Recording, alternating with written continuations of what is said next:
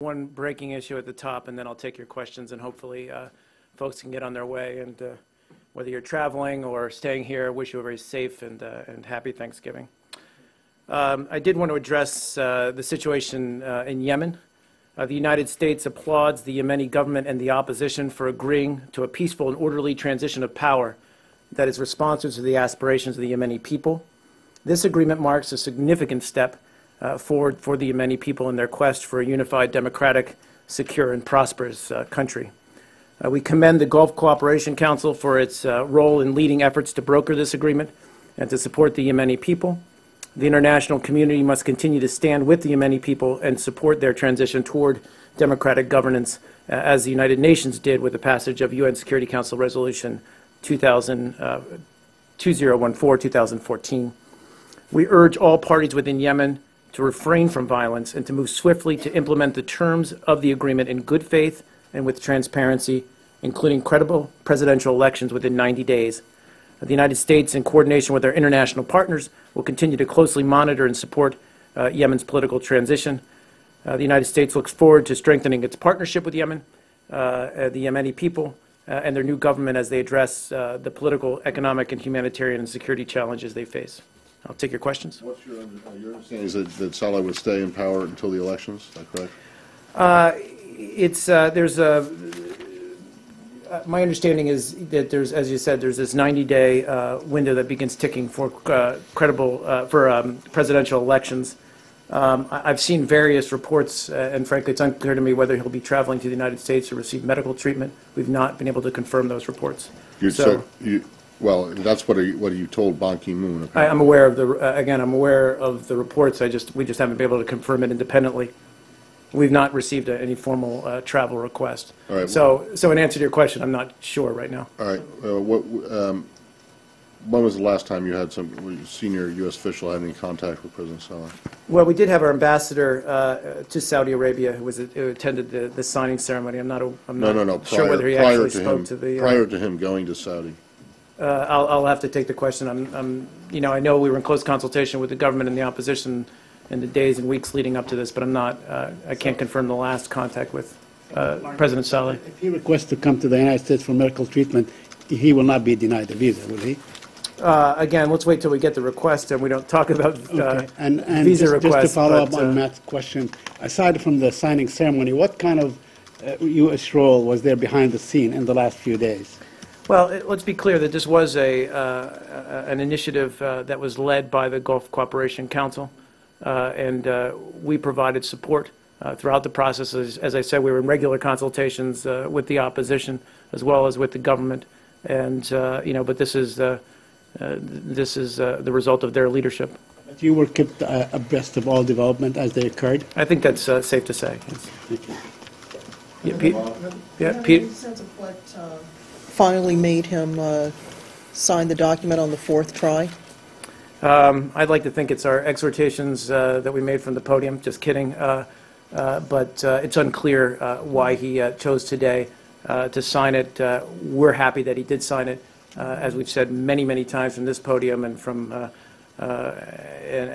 the Secretary on down, that this is long overdue, and that this GCC agreement does provide, we believe, a path forward for the Yemeni people.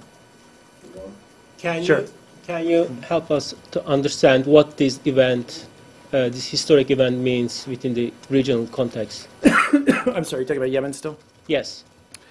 Well, again, this is a path forward for the Yemeni people. We've said that the Gulf Cooperation Council agreement sets up, as we said, a 90-day period for presidential elections to take place. Now, the important factor moving forward is the implementation of this agreement. We want that to happen peacefully and with good cooperation on all sides by all parties. But we believe that this provides a way for Yemen out of this crisis. It's an important beginning, but we're under no illusions. Yemen still faces significant challenges, and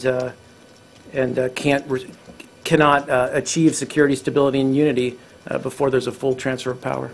Would any of the U.S. staffers who were moved out of Sana'a for their safety earlier in the year, are there any plans to repatriate them for their assignments? Not, you're talking about Yeah, those embassy officers who Right, were? who were considered non-essential, and they were brought back here, or, in the interim.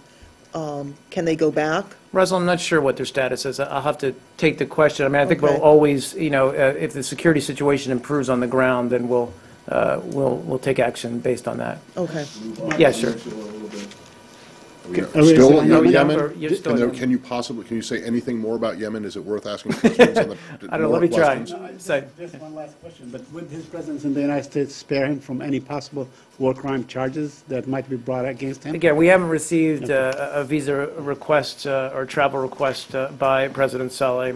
My understanding is that the agreement does provide a provision of immunity Okay. between him in Yemen. Yeah, go ahead. Bahrain. You've seen the report, I take it? What do you think of it? We've seen the report, and let me just say that I think we'll have more to say later via statements. But we have seen the report. It is a lengthy report. I think it's 500-plus pages, so we're, in fact, studying it. But we do welcome its release, and we commend King Hamad's initiative and leadership in giving the Bahrain Independent Commission of Inquiry a broad mandate as well as a free hand to conduct its investigation. We're also encouraged by the steps that the King has announced to implement the recommendations of the committee's or the Commission's report.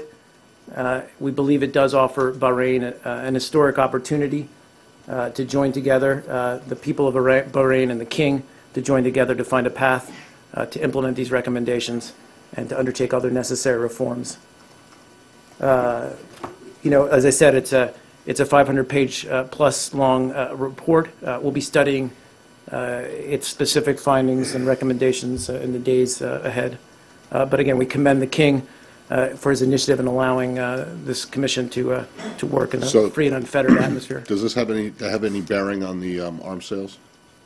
Well, we've always said, leading up to this report, that we were going to make decisions about arms sales based in part on human rights concerns.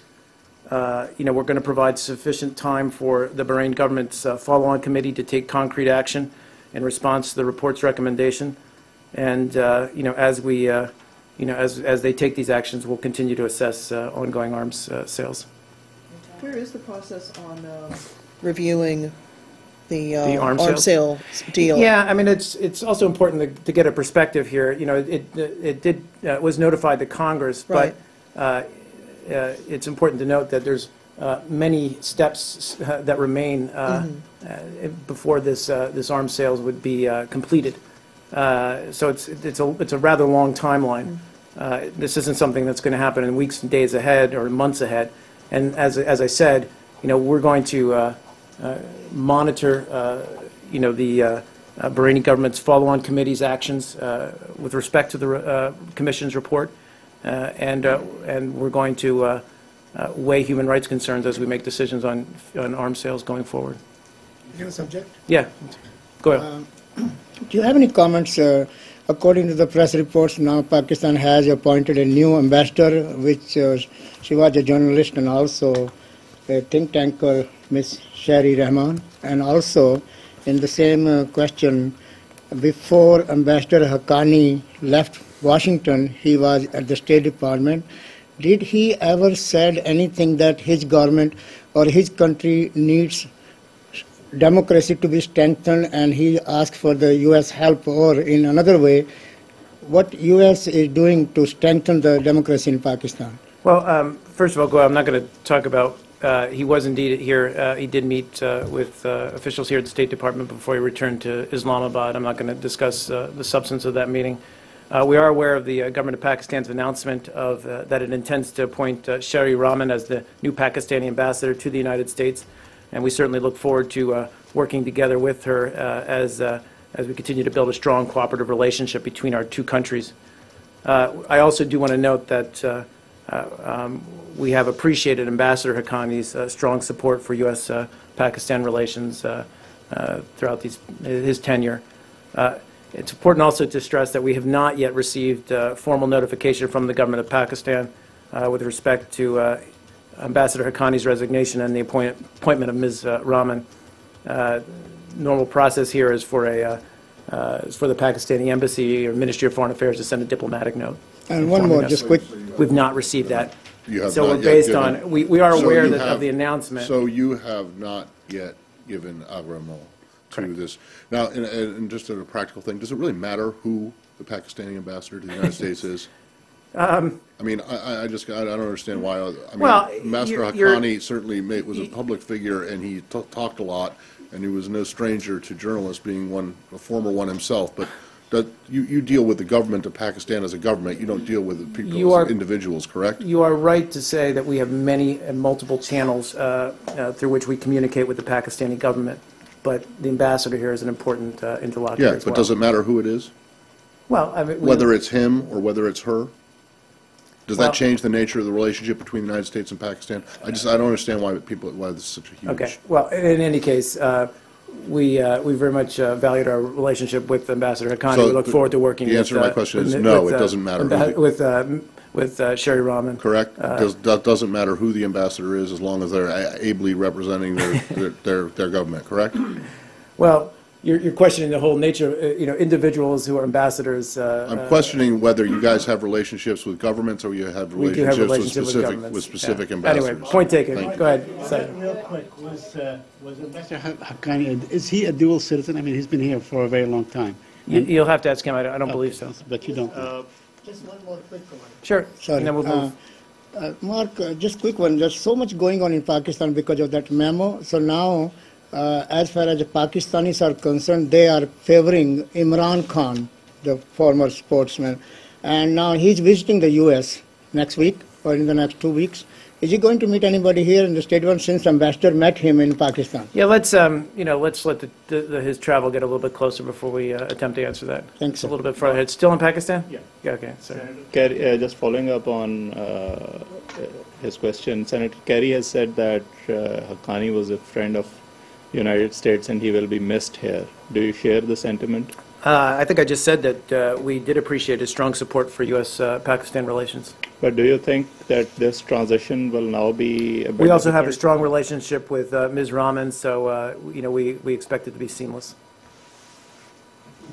Yeah, sure. All you. Sorry. Do you have any new information on the 3 American students being held in Egypt? I do, a very brief update, but an update nonetheless. We were able to visit the 3 detained U.S. citizens earlier today, I believe, and our officials in Cairo do remain in close contact with Egyptian authorities regarding their cases. We're also in close contact with the families of the 3 detained U.S. citizens. And I don't have a lot more information beyond that. That's it? That's it. Not even did you confirm their names or where they were from yesterday? I'm not sure that we You have, Privacy Act waivers? yeah. They're students at American But, University of Cairo, though? but indeed, we've seen their names and, They're studying what? reported. Immersion in revolutionary tactics of the Arab Spring? Are they students at the American University? Again, I can't speak to their status. You've seen press reports about these individuals. Our concern right now is to provide them with necessary consular support as well as act as an intermediary between the families and the Egyptian authorities. Out by Thanksgiving? Looking for a goal to get them out? Any plans on what? Again, they are,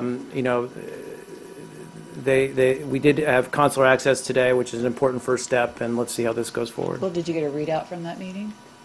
I'm sorry, readout in terms of, The counselors meeting with them, did they tell you how they were doing? Were they scared? Were they looking for? again, I'm very limited in characterizing these meetings, but speaking broadly, it's a chance for us to check on the welfare of these individuals, whether they be in Egypt or elsewhere, and a chance to make sure that they're being kept safely and can you say that are they healthy. And I can't really get into that. Sorry. You don't know. Suggested that one of the students had been using Twitter and was making some incriminating statements about his behavior during the moments before his detention. with that in mind, is there any